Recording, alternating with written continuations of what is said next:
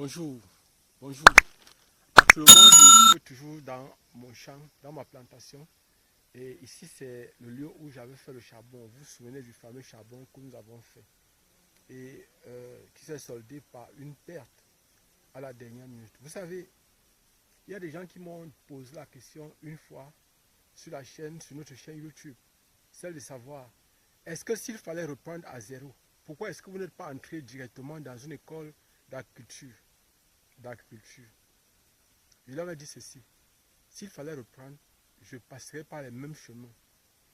Pourquoi? Parce que les expériences qu'on vit nous fortifient. Et c'est ça qui fait en sorte que nous laissons un héritage à la génération future.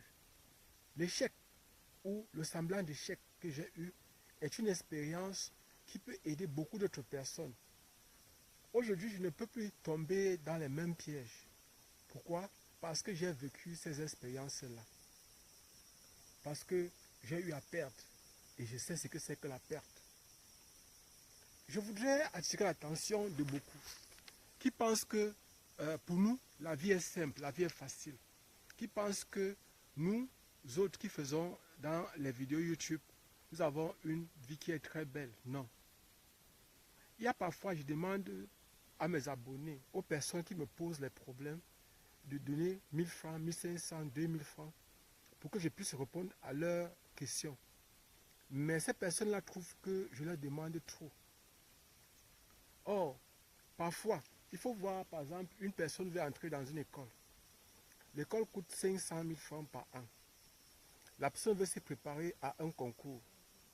Et je lui dis, c'est 10 000 francs pour que je vous aide à entrer dans cette école, pour que je vous prépare, pour que vous puissiez être apte à participer à ce concours-là, que vous puissiez être au même niveau ou à un niveau supérieur pour pouvoir concourir avec les autres. Et cette personne-là me dit, 10 000 francs, c'est trop. Et je lui dis, bon, si c'est trop, bon, on attend l'année prochaine. Parce que vous devez savoir une chose, c'est que la formation que nous avons et que nous passons notre temps à travailler avec vous, ne pensez pas que la vie est simple aussi pour nous. Elle est difficile pour nous tous. Vous savez, le soleil frappe sur nous tous. Mais c'est la façon dont nous réagissons par rapport à ce soleil qui nous frappe. Actuellement, je suis au champ. Je suis venu voir comment l'état, vous voyez par exemple, mon champ se trouve entièrement dans les herbes partout. Il y a les herbes qui ont envahi, j'ai du travail, sérieusement du travail. Heureusement, bientôt la saison sèche. Donc, je sais que si j'enlève ces herbes-là, je n'aurai plus à trop souffrir parce qu'il n'y aura plus tellement de pluie. Mais déjà, ce qui est bien, c'est que bon, je suis venu aujourd'hui germer. Tout à l'heure, je viens de mettre en pépinière les oranges, pépinière d'oranges et de mandarines. Mais je voudrais vous dire que pour le citronnier, ça pousse très bien. Et j'ai l'impression que parfois, bon, je vous montre constamment ce qui se passe dans mon champ. Bon, ce qui est sûr, peut-être prochainement, je vais vous montrer la pépinière de... Je vais construire un hangar pour, par exemple, un petit hangar pour mettre l'ombre, afin que, par exemple, une ombrière, si on peut dire comme ça, pour que les plantes ne soient pas trop exposées au soleil. Donc, j'étais en train de parler tout à l'heure des concours. Donc, je disais que nous autres, la vie n'est pas aussi aisée que ça. Donc, pour nous qui travaillons avec vous, pour nous qui venons vivre les expériences pour vous aider, pour que vous puissiez, lorsque vous arrivez, que vous ne puissiez pas avoir les difficultés. Moi, je partage avec vous tout ce que je fais. Et je vous dis, je vous ai dit une fois, j'ai échoué. L'échec là n'était pas véritablement un échec parce que tout à l'heure, là, je suis passé dans mon champ. J'ai vu les bananes qui sont en train de monter, les plantains, bananes plantains qui montent. Je suis fier franchement de ça. Le seul problème maintenant, ce sont les herbes. Donc, certainement, avec Inch'Allah, peut-être d'ici la semaine prochaine, je viendrai commencer par exemple à défricher. Et j'ai encore le reste de macabo à mettre au sol avant la fin des pluies. Donc j'ai du travail et ce qui est sûr et certain, c'est que le macabo a bien poussé. Ce qui n'a pas vraiment bien réussi, c'est la banane plantain que j'ai repiqué, ce que j'avais mis en serre. Donc, bon, je crois qu'il y a un soleil ardent qui est en train de sonner là. Peut-être il faut qu'on marche un peu. Ou bien je vais aller un peu à l'ombre. Je vais pas aller à l'ombre. Continuer la vidéo. Donc, je voudrais dire donc franchement, nous avons du travail ici au champ.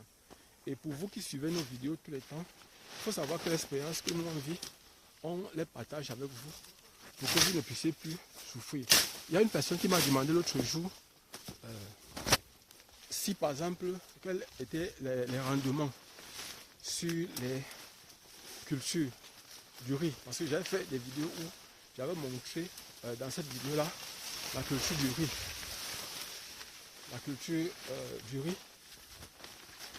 Et cette personne-là voulait savoir quels étaient les rendements. Et aujourd'hui, je vais essayer d'apporter, voilà, maintenant, je crois que ici, c'est bien, parce que, au moins, ici, on est un peu, voilà. Donc, cette personne m'a demandé, elle m'a posé la question, celle de savoir quels étaient les rendements sur le riz pluvial, c'est-à-dire le riz qu'on sème pendant la saison pluvieuse, et les rendements sur les riz qu'on sème en marquage. J'ai dit à cette personne qu'elle devrait payer pour l'expertise pour qu'on puisse lui donner les résultats. Vous devez savoir, mon objectif en mettant cela, c'était d'abord d'encourager les gens à se lancer. Vous voyez par exemple la production du maïs. Le Cameroun, au niveau du Cameroun et de l'Afrique de façon générale, on consomme beaucoup le maïs. Et on consomme aussi encore plus le riz que le maïs. Et le maïs est utilisé même pour nourrir les bêtes.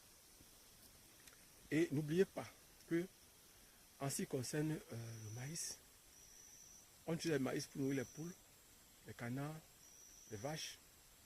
On consomme aussi, et on utilise aussi une bonne partie pour la fabrication de la bière.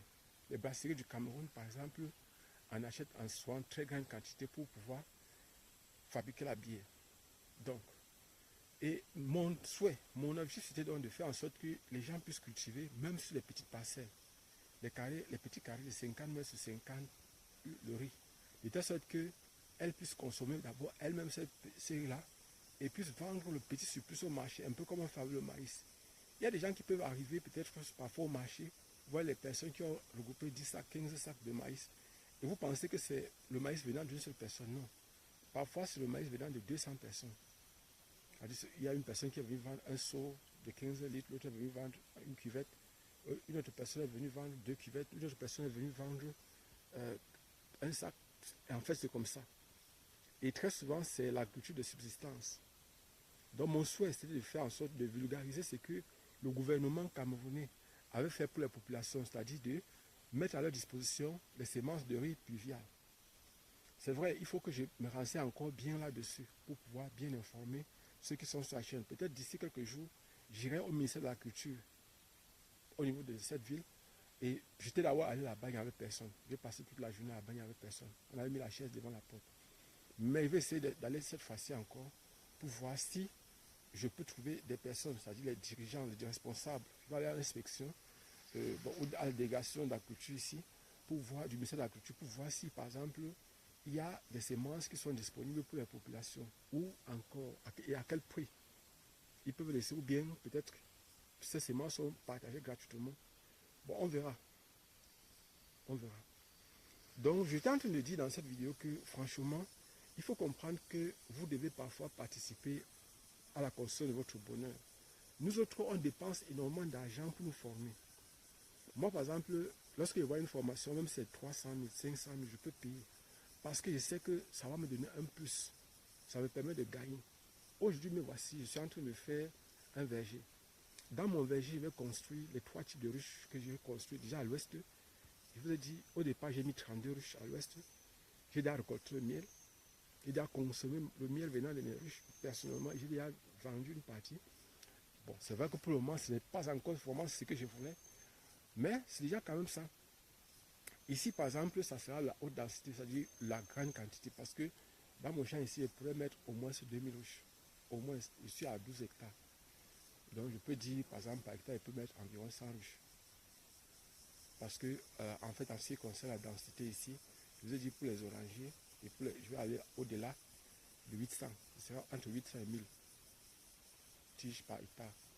Donc, on va mettre entre 800 et 1000 citronniers ou orangers ou mandariniers par hectare. Et s'il y a possibilité, on verra s'il y a moyen d'augmenter. Et on va voir s'il y a possibilité d'irriguer, c'est-à-dire de créer un forage à l'intérieur du champ pour pouvoir arroser. Parce que j'ai constaté que lorsque, par exemple, les plantes sont bien irriguées, bien alimentées en eau, et elles peuvent produire toute l'année, parfois 3 fois par an. J'ai fait ce constat-là. Vous avez montré, par exemple, les pamplemoussiers, un pamplemousse, ce qu'on appelle le pomelon, qui produisent 3 fois l'an. Parfois, on dit plus de 3 fois. Mais chaque fois, il y a les fruits et les fleurs sortent déjà. Pendant qu'il y a encore les fruits, les fleurs sortent déjà. Donc, il y a toujours les fruits, toute l'année, il y a toujours les fruits sur cet arbre-là. Et c'est ce que je souhaite aussi pour la plantation que j'ai. Et si on fait cette vidéo-là, c'est aussi pour vous encourager, pour que vous aussi, vous puissiez vous lancer. Vous voyez, par exemple, ce n'est pas facile. J'ai fait tout à l'heure là, près de combien de kilomètres? Donc, à peu près 25 kilomètres pour arriver ici, à pied. Je dis 25 kilomètres à pied. Donc, c'est un sacrifice que je fais. Ce n'est pas que... Bon, en fait, j'ai l'argent de transport. J'avais l'argent de transport, mais j'ai préféré taper à pied pour essayer de voir si je pouvais supporter. Et j'ai supporté, je suis arrivé au champ. Tout à l'heure, je vais rentrer, je vais voir si je peux encore taper une bonne partie à pied et que j'arrive quelque part encore, je prends la moto pour continuer mon chemin. Donc, abonnez-vous, partagez au maximum possible ces vidéos. Donc, nous faisons les vidéos comme ça pour vous encourager, vous aussi, à vous lancer si vous le voulez.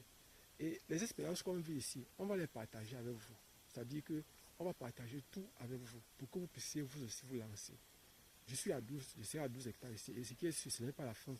Parce que tout à l'heure, la pépinière, j'ai envie de mettre le maximum possible d'orangers. Le secret, c'est quoi? Je vais vous dire, même si c'est que vous serez mon concurrent demain.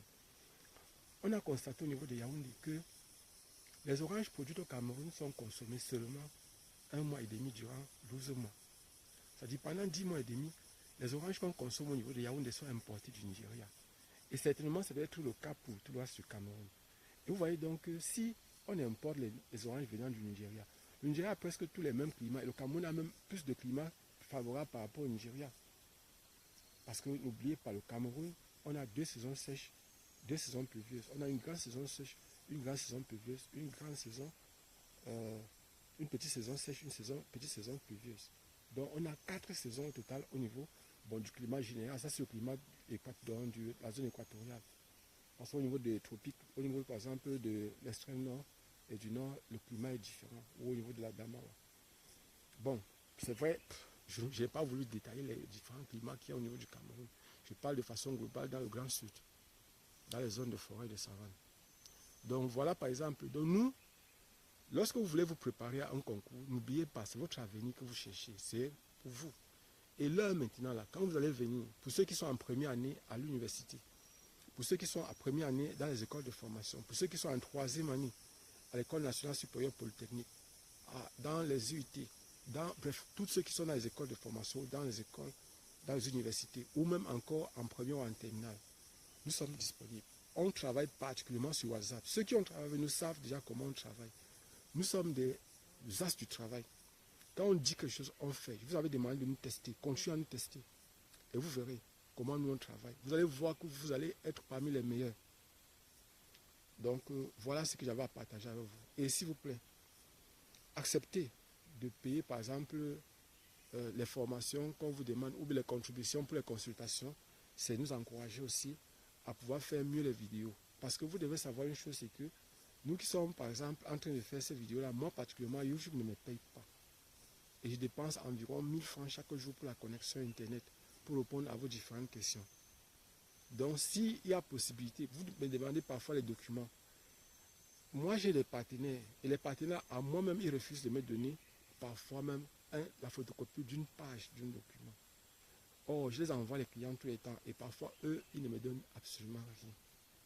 Si j'avais la possibilité d'avoir tous les sujets, je mettrais ça. Je créerais une plateforme, c'est-à-dire un site internet où vous pourriez avoir ces épreuves-là gratuitement.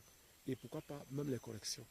Parce que je sais que malgré les corrections, malgré les épreuves, il y a toujours les gens qui auront besoin des explications. Et c'est alors là où nous on intervient. Donc pour le moment, je suis disponible pour les répétitions, pour les cours de remise à niveau. Pour ceux qui sont en classe de première C, première D, terminale C, terminale D. Ceux aussi qui font la technique. Ceux qui sont en première année universitaire, deuxième année. Pour ceux qui font chimie ou physique, je peux travailler pour ceux qui font chimie jusqu'en doctorat, jusqu'en thèse. Jusqu'en thèse, on peut travailler. Pour ceux qui font, par exemple, physique, on peut travailler jusqu'en 3e année.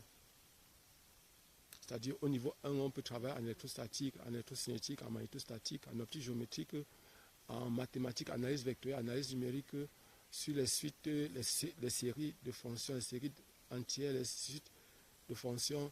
Bref, on va travailler sur les résidus, bref, tout le programme.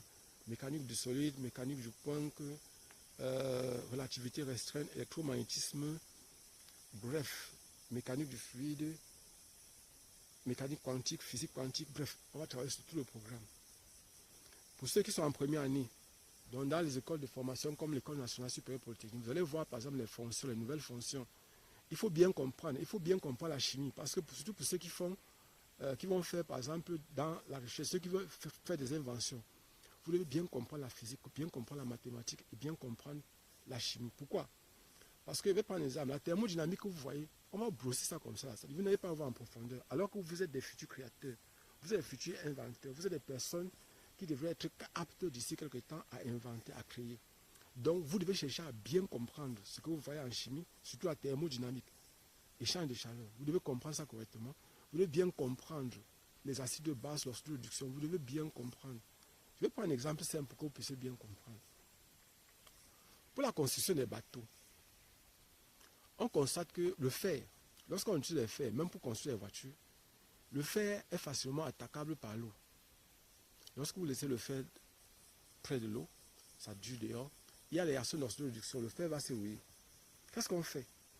On sait qu'il y a le carbone qui n'est pas attaquable. Ça, c'est la chimie. Le carbone, c'est-à-dire ce qu'on appelle le charbon, le carbone n'est pas attaquable par une réaction d'oxydation. Et le carbone pèse moins, le fer pèse beaucoup. En créant donc un alliage entre le fer et le carbone, ce qu'on appelle soit la fonte ou l'acier, alors on obtient un matériau plus léger que le fer, plus lourd que le carbone. On obtient un matériau qui n'est plus facilement attaquable, qui est légèrement attaquable par une réaction d'oxydation, qui n'est plus sérieusement attaquable par l'eau. Vous voyez par exemple qu'on obtient un matériau qui a de très bonnes propriétés. Ça va dépendre maintenant du taux de dopage, c'est-à-dire du taux de carbone qu'on va mettre à l'intérieur du fer. Vous voyez donc que je viens de vous expliquer quelque chose que vous pouvez faire pour avoir un matériau. Ça dépend de la qualité du matériau que vous voulez avoir. Pour ceux qui sont dans les écoles de mine, beaucoup de choses vous pouvez encore apprendre. Vous devez savoir que vous devez être des astres. Les alliages, les gens vont vous parler des alliages. Comprendre ce que c'est qu'un alliage. Pour bien comprendre, vous devez venir nous voir. On va vous expliquer terre à terre ce que c'est qu'un véritable alliage. Comment faire pour obtenir l'alliage voulu, l'alliage souhaité. Quelles sont les propriétés que vous recherchez. En fonction de ça, vous allez travailler sur les matériaux.